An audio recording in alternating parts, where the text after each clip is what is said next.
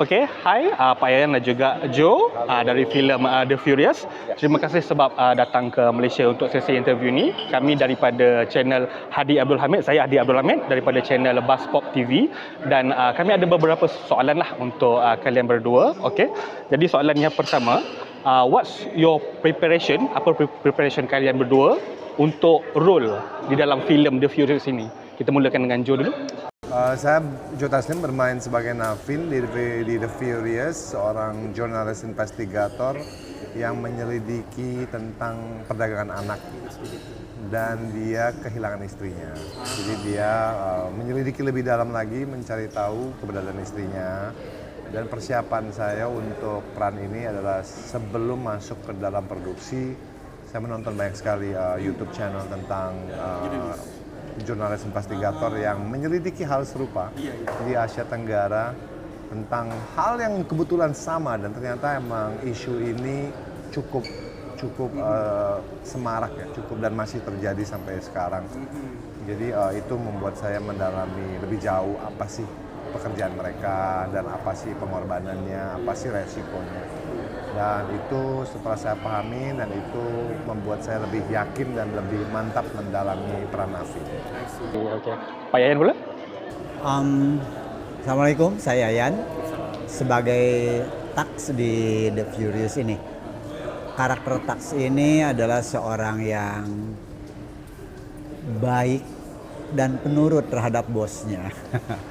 Jadi pendalaman karakter saya lebih ke persiapan untuk melaksanakan tugas-tugas dari bos, untuk membunuh dan lain hal. Jadi pertamanya baik, tapi baik sama bos untuk ada twistnya ya, ada plot twist. Jadi itu, jadi lebih banyak ke latihan, termasuk koreo aksinya itu.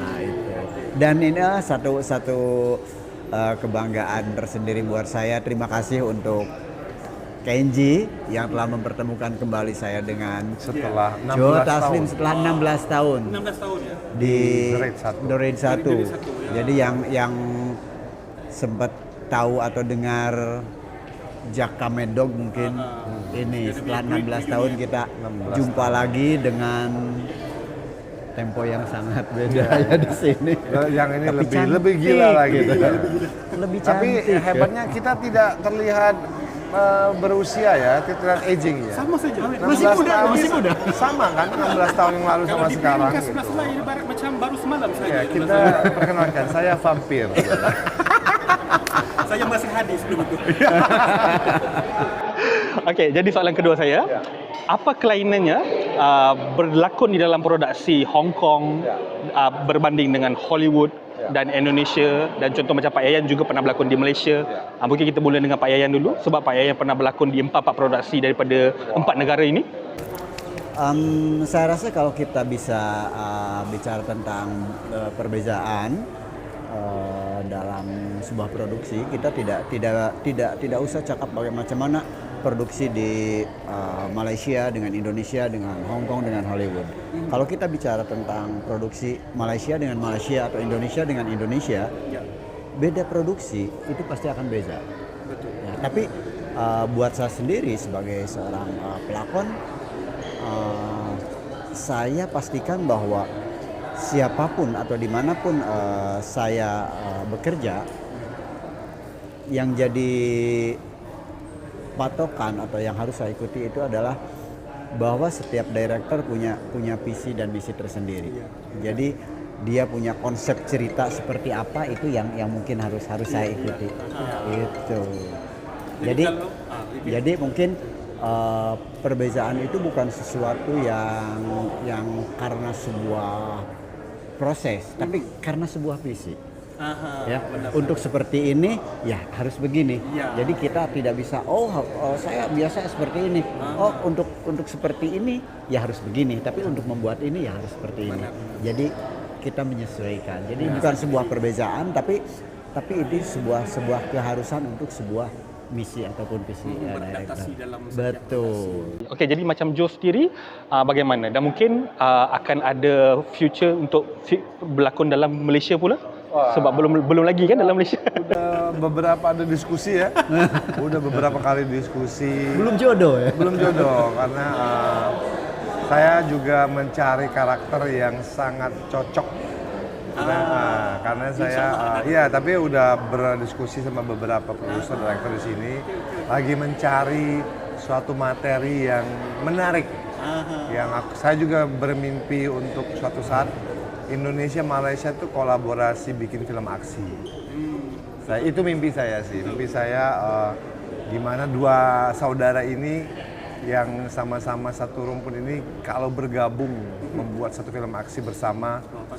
Saya rasa itu mimpi saya sih. Saya rasa apalagi ada Kang Yan yang punya pengalaman syuting di sini dan banyak sangat talenta-talenta di sini yang luar biasa. Kalau kita menjalin kekuatan, saya rasa kita bisa menguasai Asia dan Hollywood juga. Amin. Bisa. Okey, jadi saya mau bertanya sedikit soalan tentang isu semasa. Ada kaitan dengan filem juga. Apa pendapat Joe dan juga Pak Yayan tentang penggunaan AI di dalam filem bila menggunakan AI mengganti CGI, dan sekarang ada juga setengah filem yang menggunakan AI untuk menggantikan koreografi aksi lagi. Jadi sebagai selaku perintis untuk filem aksi di serantau ini, apa pendapat kalian tentang ini? Teknologi pastinya akan selalu berjalan maju dan kita kalau tidak bisa merangkul teknologi berarti kita tidak bisa mengikuti perkembangan zaman. Tapi untuk dalam seni, khususnya seni, saya rasa setiap penulisan suatu cerita, setiap pendalaman suatu karakter dan mendesain suatu koreografi kan ada proses di mana inspirasi seorang director atau desainer koreografer atau aktor, kita mempunyai proses. Dan proses itu kan sebenarnya yang menarik sebenarnya. Jadi kalau kita nonton film kan sebenarnya apa yang kita nantikan adalah behind the scene ya kan. Behind the scene-nya apa inspirasi directornya, apa inspirasi koreografernya. Tapi kalau AI sebagus apapun yang bikin, terus kalau behind the scene-nya kita mau tanya, itu kan prompt saja. Iya, benar. Jadi aku rasa juga AI tetap akan membuat sesuatu yang luar biasa. Tapi kan kita penonton film kan kita mencintai seni. Seni itu berarti ada yang dirasakan, ada proses, ada inspirasi, ada imajinasi. Dan itulah yang membuat lagu, film, animasi itu mempunyai nyawa. Jadi aku sih tidak khawatir ya. Karena kalau mau nonton AI bikin sebagus apapun, tidak akan bisa punya rasa yang sama dibanding kita melihat, wah director ini waktu bikin ini dia terinspirasi waktu dia kecil, dia ada cerita di situ dan itu membuat kita lebih connect suatu karya seni. Jadi AI akan tetap lebih maju dalam hal instan dan mungkin akan ada penggemarnya. Tapi sebagai pencinta film, musik, seni, pop culture, kita pasti akan selalu memilih karya-karya seni yang mempunyai roh, mempunyai nyawa. Betul.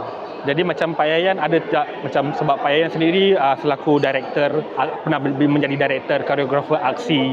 Jadi bila melihat AI seakan-akan mahu menggantikan kerja orang-orang sebegini. Jadi apa perasaan Pak Yayan? Kalau saya rasa sih kita tidak perlu terlalu khawatir ya, karena kalau bicara tentang seni, tentang karya, itu kita akan bicara tentang rasa. Nah kalau AI sendiri, kalau itu bisa membantu untuk menyampaikan rasa itu, untuk proses penyampaian rasa itu dengan melalui teknologi, kenapa enggak gitu kan? Itu bisa menjadi sebuah kolaborasi antara real dengan karya AI. Kalau real itu memang di dalam, ya saya sampaikan tadi, dalam seni itu tidak hanya gerak, tapi ada irama dan rasa. Nah mungkin kalau gerak, irama mungkin bisa kita ciptakan. Benar. Tapi kalau untuk memunculkan rasa itu tidak bisa dengan alat. Prompt saja, nggak bisa. Ya. Untuk membuat sesuatu yang bagus, untuk dinikmati mata, itu kita buat sebagus mungkin dengan apapun bisa. Tapi kalau untuk bisa menyampaikan sesuatu yang sampai ke rasa, hanya dengan rasa kita bermain. Baik. Okey, jadi satu lagi soalan a bit bittersweet sedikit sebab memandangkan Pak Ayan dengan Joe juga sudah bertemu kembali selepas 16 tahun. Jadi sewaktu berlakon di dalam The Raid dahulu, pernah tidak terdetik sewaktu itu kalian berdua akan berada setahap ini? Wah, gimana itu takdir ya? Nggak pernah ya? Tidak pernah sih. Karena The Raid itu kita masih baru ya. Aku kalian film berapa? Kedua ya. Film kedua. Itu film kedua saya. Aku film aksi pertama. Sebelumnya main film horor, thriller, dan itu film aksi pertama. Jadi pada saat kita proses itu kita nggak pernah terpikir bahwa akan sejauh ini mainnya gitu. Tapi pada saat itu kita melakukan semuanya dengan sepenuh hati sih. Karena kita emang percaya sama Gareth dan kita percaya tim yang ada itu memang mempunyai passion yang tinggi. Dan seiring sejalan, hari demi hari, proses itu semakin membuat kita confident kita melakukan sesuatu hal yang cukup luar biasa ya. Dan kebetulan kita sama-sama pecinta olahraga bela diri. Betul. Ya. Ya, sampai akhirnya kita mendapatkan film kita belum selesai syuting pada saat masih setengah jalan. Terus kita udah pre-sales untuk teritori di Eropa, di beberapa negara. Dari situ mungkin kita baru oh my God, kita belum selesai aja orang pada mau rebutan untuk beli film itu kan. Jadi kita semakin semangat sampai akhir film itu semangatnya jadi 5 kali lipat gitu ya. Jadi walaupun ya babak belur juga sih. Okey, saya rasa itu saja dan sekali lagi tahniah kerana daripada The Raid sudah sejauh sebegini. Saya mendoakan semoga lebih sukses lagi di future, bukan setakat di sini tapi secara global, insya-Allah. Okey, terima kasih banyak-banyak. Terima kasih. Okey.